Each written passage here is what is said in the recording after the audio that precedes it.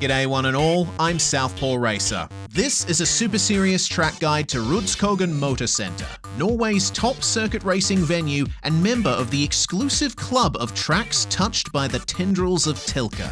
First opened in 1990 with a more modest layout than today, Rudskogen was fully redeveloped by Herman Tilke in 2011.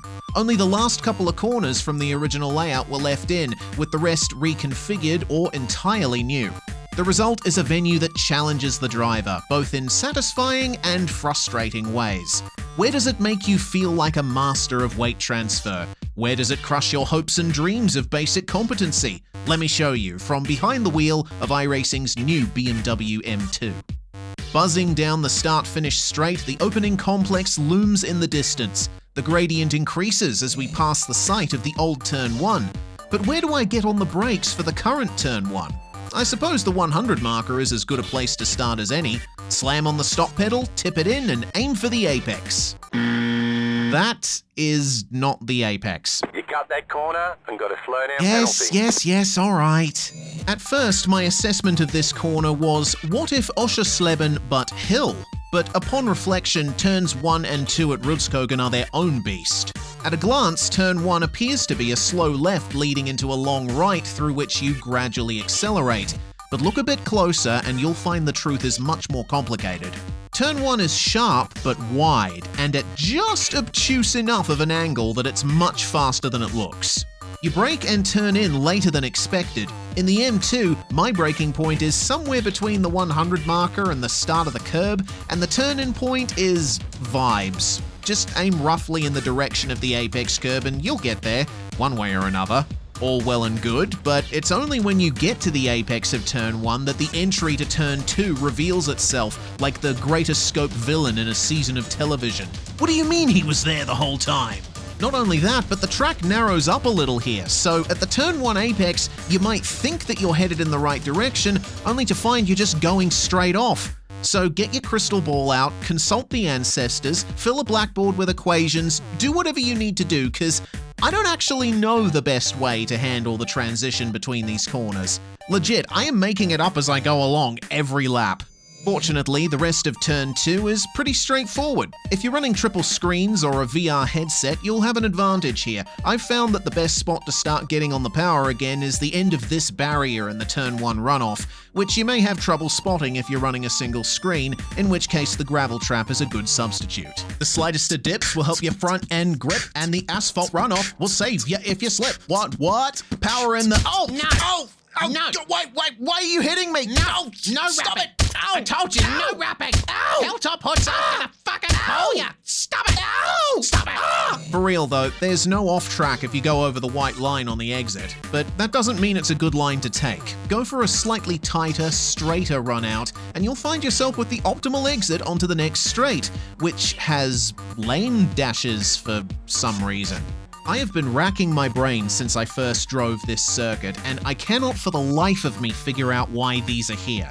They couldn't be for going double file on a rolling start, they're in the wrong part of the lap for that. Driver training? Maybe. An extension of the pit exit blend? Possibly. I've got nothing. In any case, the lane dashes aren't there anymore in real life if the latest satellite photos are anything to go by, so I suppose their purpose will remain a mystery for the ages, or for a day or two until someone in the comments with more knowledge than me says their piece. They do serve one purpose that I'd call a happy accident. The end of the dashes just happens to be the perfect spot to aim for when tipping into Turn 3. This is a fast downhill corner that rewards patience and precision more than bravery. Sure, you can try to big balls it if you like, but the bigger the balls, the easier they are to kick, and this track has legs like a nervous horse. It looks gentle on approach, so you turn in a teeny bit with the lightest touch on the brake. Then you see that you're going to run wide on the exit, so you turn in a little more. When that doesn't work, you try to shift more weight to the front end by braking harder. Unfortunately, that overwhelms the front tires that are still focusing on turning right. The feeling of speed is quickly replaced with the feeling of, oh shit, I'm going too fast and now the track is over there while I'm over here. Because in reality, Turn 3 is just an extension of the braking zone for Turn 4. So then, steady and assertive on the brakes, let the car turn itself from the weight transfer and aim for the second apex. Okay, let's look at this satellite photo. All right, that's turn 4. That's where the curb is. That's where the apex is, right? Right? Let's find out. Okay, perfect turn in. Hit that curb. Power on now. Throttle out and whoa, fuck, shit, crap! No. You lying bastard. You sick, twisted, manipulative hunk of lutefisk! Yes, when you look at the track from directly above, it looks like the curb is at the apex of the turn. The arc of the curve makes sense. But satellite photos and track maps take into account the lefts and rights, not the ups and downs. Turn 4 is largely uphill, with a crest on the exit. The car goes light and either sends you wide or spins you out. This is bad. To get the best exit out of turn 4, in other words, the line that puts you on the best entry trajectory for turn 5, you have to stick tight to the right on the exit. This is good. But in order to do that, you have to get your turning done in advance and go straight over the crest so your already grip-limited front tires don't have to do as much turning to get you to the edge of the track at the entry to turn 5. And in order to do that, you need to hit the real apex of turn 4, right here, just after the curb ends. But it still doesn't stop there. From the moment we hit the brakes back at turn 3, we committed to a sequence of corners all the way to turn 9, where the car is always under some kind of sideways load or weight transfer. In other words, you don't get a moment to rest for a solid third of the lap. You barely have time to recover from turn 4 before you cross the entry curb into turn 5, which you— oh god! Okay, don't cross the turn 5 entry curb. Turn in early, lift, maybe tap the brakes, and try your best to flow the car through these S's. You see the green pavement behind these curbs? You're going to use that. Rudskogen is one of those tracks on iRacing that treats curbs as an extension of the racing surface when there's a paved surface immediately behind them. As long as you have 2 wheels on the curb, it's all good with the virtual stewards. As a result, some of the lines you can take are pretty wild. Like, look at this. It looks like I'm cheating, but I'm not. No off tracks here, a totally legal line.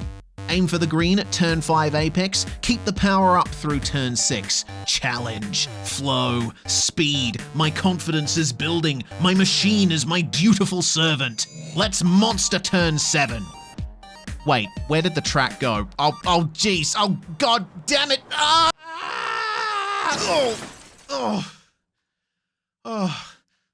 Fuck are you looking at?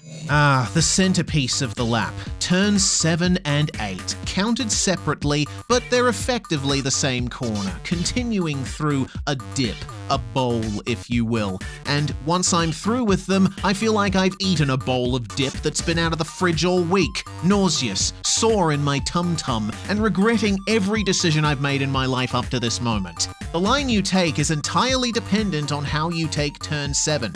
Cut as much of it as you can, simple enough. Again, I can't believe this line is legal, but it's what you do after this suggestion of an apex that really counts. It kind of reminds me of turn 1 in that the track drops away right after the apex, so you can't see where you're going until you're actually there, and gravity and inertia are working against you from the moment you start going downhill. Once you turn in, there's not much you can do to change your trajectory, so you better get it right from the start. I've found the best strategy for turns 7 and 8 is, once again, vibes. Middle of the road between the turns, don't scrub the front tires, and gradually guide the car in. Keep it rolling, coasting to the second apex, and when you see the end of the curb, that's your signal to hop in your time machine and travel half a second into the past, because that's when you should have started accelerating. And so to turn 9. This simple flat-out right-hander shouldn't give you any trouble unless you've powered out of turn 8 too soon, in which case, hello 1x incident point. The hairpin at turn 10 tries to goad you into an early turn-in, hugging the inside all the way around. But it's as sneaky as any other corner on the lap. You see how it tightens towards the exit just a little bit? Late apex, powering up the hill. Very good. Oh, hey, that's the old pit entry. I wonder what's in there now. I don't know what I expected. That's on me. We'll try that again, shall we? Powering up the hill. Hug the left side to shorten the distance to turn 12. Wait a minute. Oh, jeez. Oh, damn it. Here's the thing. My lizard brain tells me that the geometric line should be faster, But all too late, my primate brain wakes up and remembers, hey, there's a straight after this. I should probably take a wider line into turn 12 for more speed onto it. The lead up to the correct line feels so wrong though. Look at it, I'm almost turning right in the middle of a left-hander. It just feels ugh. But that's what you gotta do. The wider entry will reward you with a lovely neutral turn-in and a good chunk more speed at the apex. Oh no, shut up! Alright, 2 corners to go. Come on, we gotta get this over and done with. Turn 13 is a quick flick to the left, just requiring a small lift to get it on the right angle. More green paving behind the curb here, and once again, using it is mandatory. If you don't approach this apex like you're mounting a Los Santos sidewalk, you're just leaving time on the table. And you need all the track width you can get for the entry to turn 14. Brake late, run a little wide, bring it back in, wait. Think about the exit, think about your grocery list, think about that leaky tap in the kitchen that you promised your girlfriend you would fix but still haven't months later because you've been busy driving through the last corner at Rudskogen and you still haven't found the exit. Gap in the wall for pit entry, floor it!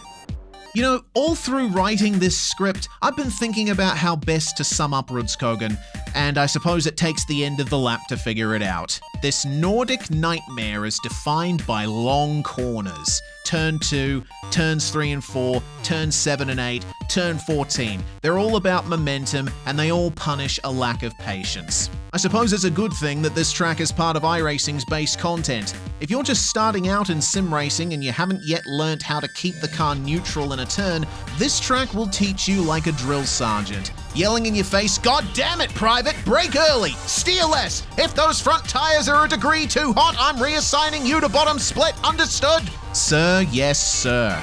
And finally, the finish line is in sight. I just need to, shit, ah! I really need to stop crashing at the end of these laps. Oh well, I suppose I can just hop over the pit wall. I've got some Jarlsberg and Gravlux waiting for me in the garage. Till next time. This video was brought to you by my patrons over at patreon.com/SouthPawRacer. A special shout out to my super serious supporters whose names you saw on my car: Addison Gonzalez, Blue Fox 2001, Callum Crayston, Charlie Lord, Cisco Scaramuzza, CJ Flash 99, Crosso Dog, Jay Kennedy, OG Marina, Paul Smith, Rummy Diver, and Tom Hins. All of these lovely people scrolling by support me and my content every month, and they also get to vote on which track will be featured next in this series. If you want to join them, consider becoming a patron today. Thank you very much for watching, and I'll see you at the first corner.